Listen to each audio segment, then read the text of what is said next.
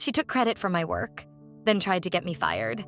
When my cousin Bella graduated college, she couldn't find a job for nearly a year. She was spiraling, depressed, embarrassed, desperate.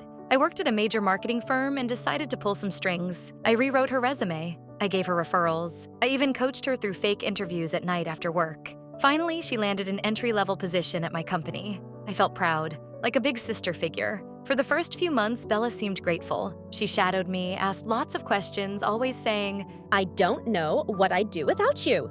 But slowly, little things started to sour. She started interrupting me in meetings, rephrasing my ideas like they were hers. She sent out email summaries after team calls, conveniently forgetting to mention any of my contributions. She made suggestions to our boss about new initiatives I had designed and explained to her during our one-on-ones. I tried to brush it off. She's just trying to prove herself, I thought. Maybe I'm overreacting. I wasn't. The real betrayal happened during the company's annual marketing conference, with 400 employees in the audience. I had spent 6 months designing a brand new client acquisition model, something that could bring in millions if it worked. I submitted my final presentation slides to the department head 2 weeks before the event. Guess who presented them? Bella. She marched up on stage, introduced herself, and delivered my entire project, every detail, as if it were her own brainchild. Not once did she mention me. Not once did she acknowledge anyone else's involvement. She even sprinkled in little jokes like, "It's amazing what a fresh perspective can do when you're new here."